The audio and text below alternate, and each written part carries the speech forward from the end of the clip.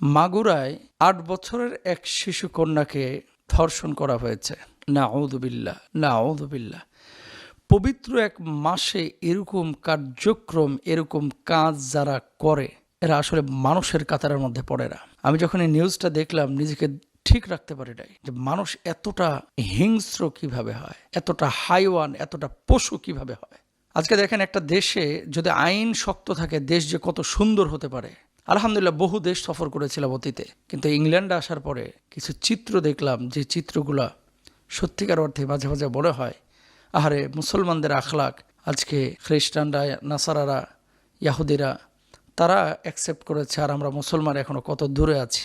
আমি বলছি না যে পাপ নাই এখানে, এমনটা না, পাপ আছে, কিন্তু মানুষের প্রতি মানুষের মমত্ববোধ এবং মানুষের কিছু কিছু জায়গায় এত শক্ত হাতে তারা আইনকে ফলো করে, এত শক্ত হাতে আইনকে তারা প্রতিষ্ঠিত করে, আইনের শাসন কায়েম করে রাখে যে অনেকের ইচ্ছা থাকলেও অনেকে পাপ করতে পারে না।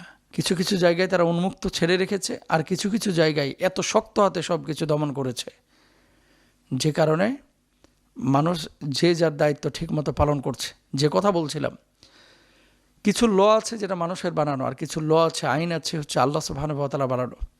আজকে বাংলাদেশের বুকে, সারা বাংলাদেশে মাগুরার যে ঘটনাটি ঘটেছে, এখান থেকে আমি কয়েকটি বিষয় পুরো দেশবাসীর কাছে আহ্বান করব। এক নম্বর হচ্ছে, নিজের মেয়েকে কোথায় পাঠাচ্ছেন, কার কাছে পাঠাচ্ছেন, এই বিষয়গুলো কিন্তু আপনাদেরকে সোচ্চার হতে হবে। যেমন অনেক সময় কিন্তু আমাদের 5 বছর, 6 বছর, 7 বছরের কন্যাদেরকে অনেকে কোলে নিয়ে ঘোরাফেরা করে। কাজিন এসেছে, বাস কোলে তুলে নিল, অথবা আরেকজন এসেছে, এসে কোলে তুলে নিল, অথবা তার কোলের ওপরে বসালো। 8 বছর, 7 বছর পরে মেয়েরা আস্তে আস্তে অনেক কিছু বোঝা শুরু করে। তো ঠিক এই সময়টা অনেক মেয়েরা অনেক কিছু বুঝে না, কিন্তু হাইওয়ানের চোখ, তাদের রোশানল, তাদের কামভাব, তাদের মানবিক চাহিদা, এরা তো পশুর চাইতে অধম, এরা হিংস্র, এরা কুকুরের চাইতে অধম। এদের মানবিকতা এটা তো নষ্ট, এদের মানসিকতা এটা তো নষ্ট। তো এদের লোলুপ দৃষ্টি সেই মেয়ের উপরে পড়তে পারে। এজন্য কোনো মেয়েকে কখনো কোনো প্রাপ্তবয়স্ক ছেলের কোলে দিবেন না। ইভেন বাবাদেরকেও বলবো, যখন মেয়ে প্রাপ্তবয়স্ক হয়ে যাচ্ছে, আপনি পাশে বসান, তারপরে তার মাথায় হাত রাখেন, তার কপালে চুমু দেন, কোনো সমস্যা নাই। তাকে বিছানাটা আলাদা করে দিবেন। এবং নিজের চাচাতো ভাই, ফুফাতো ভাই, মামাতো ভাই আসলো, কোলে করে তুলে নিল, অথবা গায়ে হাত দিল, স্পর্শ করলো, এগুলো কখনো করতে দেবেন না।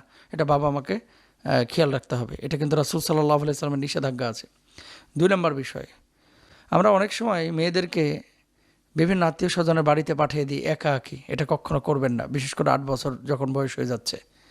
দুর্ঘটনা যখন ঘটে যায়, তখন কিন্তু আমরা বুঝি, হায় হায় কেন এটা করলাম। 3 নম্বর, মাহরাম ছাড়া, নিজের বাবা অথবা বড় ভাই অথবা মা ছাড়া এই ধরনের মেয়েদেরকে কখনো রাত্রিকালীন সময়ে, অথবা এমন কোনো সময় যে সময়টায় বাইরে খারাপ কিছু আছে, যেমন ভ্যালেন্টাইন্স ডে বাংলাদেশে 14ই ফেব্রুয়ারি পালন করা হয়, তারপরে বসন্তকালের বিভিন্ন সময়, ঈদের সময়, তারপরে চাঁদ রাতের সময়, ঈদের কেনাকাটার সময় এককভাবে মার্কেটে অথবা কোনো স্পেসে ছেড়ে দেবেন না, এটা উচিত না। এখন আসেন, যারা এই যে ধর্ষণের মতো এই কাজটি করেছে মাগুরায়, এদের শাস্তি কি?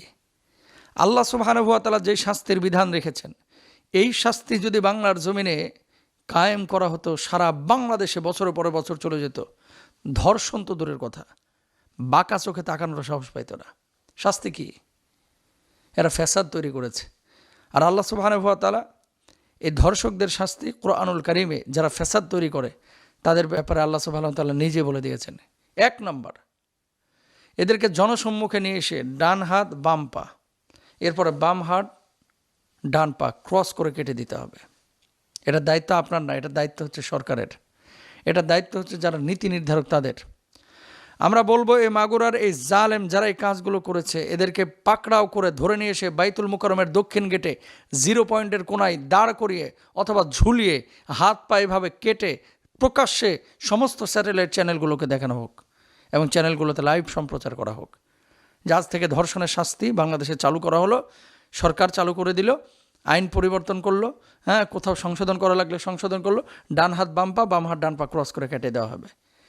এরকম একটা আইন যদি কেউ কায়েম করত, এরকম একটা আইন যদি কেউ বাস্তবায়ন করত, ধর্ষণ তো দূরের কথা, সারা পৃথিবীর বুকে যেখানে এই আইনটা ইস্টাবলিশ হতো, কেউ বাঁকা চোখে তাকানোর সাহস পাইত না। বারবার বারবার এই যে ধর্ষণ হয়, ভাই এমন কিছু অপরাধ আছে যেখানে সরাসরি একটা মেয়েকে আইসিইউতে নিতে হয়েছে। মানে এগুলো কি পরিবর্তন করা যায় না? কই বহির্বিশ্বে তো এত নাই। আপনি ইটালি যান, স্পেন যান, ফ্রান্স যান, জার্মানি যান, ইংল্যান্ডে যান, হ্যাঁ তারা চাইলে একে অপরের সাথে, যেহেতু অন্য ধর্মের মানুষ, আমি জানি না তাদের ধর্মে কি আছে, তারা লিভ টুগেদার করে, এই করে সেই করে, অনেক কিছু করে, ভিন্ন বিষয়। কিন্তু বাংলাদেশে কি যারা এই যে ধর্ষক, এরা কি আল্লাহর বলি? নাউজুবিল্লাহ, এরা তো বদমাশ, লম্পট।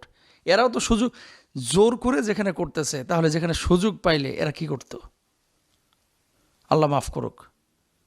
বহির্বিশ্বে এই আমাদের এশিয়ার যে অঞ্চল আর আফ্রিকার কিছু অঞ্চল, মানে এই ঘটনা প্রায় দেখা যায়। একমাত্র কারণ হচ্ছে আল্লাহর আইনটা বাস্তবায়ন হয় না।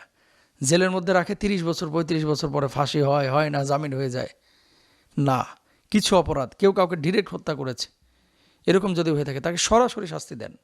ধর্ষণ করেছে, আজকে আপনার বোন হলে, আমার বোন হলে, আমার ছেলে মেয়ে হলে, আপনার ছেলে মেয়ে হলে, আপনি কি করতেন? সুতরাং মাগুরার এই মানুষের পাশে সবার দাঁড়ানো উচিত। এবং যারা কাজ করেছে, আমরা সরকারের কাছে দাবি করব, প্রকাশ্যে এদেরকে ফাঁসিতে ঝুলান, এদের হাত পা ক্রস করে কেটে দেন, আর সব চ্যানেলগুলোতে দেখানোর ব্যবস্থা করেন। আন্তর্জাতিক বিশ্ব কি বলতেছে ও দেখেন না, অন্তত আমাদের দেশকে শুদ্ধ করার জন্য, ধর্ষণ মুক্ত করার জন্য, ধর্ষক মুক্ত করার জন্য 2-4টা ঘটনা এরকম ঘটানো উচিত। শাস্তি ক্রস করে হাত পা কেটে দেওয়া এবং তাদেরকে প্রকাশ্যে মৃত্যুদণ্ড কার্যকর করা।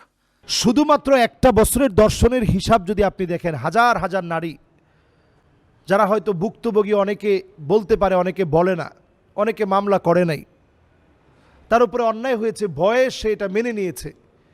এই যে একটা ছোট্ট বাচ্চার উপরে যে অমানবিক আইয়ামে জাহিলিয়াতের বর্বরতার মতো করে যে বর্বরতা প্রকাশ পেয়েছে, এই প্রদর্শিত বর্বরতার বিরুদ্ধে কথা বলা, এটা সুশীল প্রত্যেকের জন্য আমাদের দায়িত্ব। সুশীলরা এইসব বিষয় নিয়ে কথা বলে না, এই বাচ্চার ব্যাপারে দাঁড়ানো, কথা বলা, এটা আমাদের প্রত্যেকের জন্য দায়িত্ব। সেই দায়িত্ববোধ থেকে বলি, বোনের বাসায় তো একটা বাচ্চা মেয়ে যেতেই পারে, বোনের বাসায় যাবে না, যাবে কোথায়? তবে প্রত্যেকেরই উচিত বাচ্চাদের ব্যাপারেও সজাগ হওয়া, কোনোভাবে যেন আমার বাচ্চাটা কোথাও গিয়ে, এই যে বয়সটা, এই যে 9 বছর, এই বয়সের বাচ্চা মেয়েদেরকে একেবারে চোখে চোখে রাখা। আমরা এমনও ঘটনা শুনেছি, এগুলো মুখে আনতেও তো লজ্জা লাগে, নিজের জন্মদাতা পিতার সঙ্গে পর্যন্ত এই জাতীয় কর্মকাণ্ড হয়ে যায়। পৃথিবীর ভিতরে আর কি বাকি আছে বলেন? নবী সাল্লাল্লাহু আলাইহি সাল্লামের হাদিসগুলা আমরা পড়লে দেখি পৃথিবীর সময়টা একেবারে শেষ হয়ে গেছে। নবী আলাইহিস সালাতু ওয়াস সালাম সতর্ক করে বলেছেন, এই দুনিয়ার পরিস্থিতি এমন হবে, ইল্লা আলা হুসালাতিম মিনান নাস, দুনিয়ার ভিতরে মানুষ থাকবে, তাকালে মনে হবে চোখ আছে, নাক আছে, মুখ আছে, মানুষের অবয়ব আছে, কিন্তু আসলে মানুষ নেই।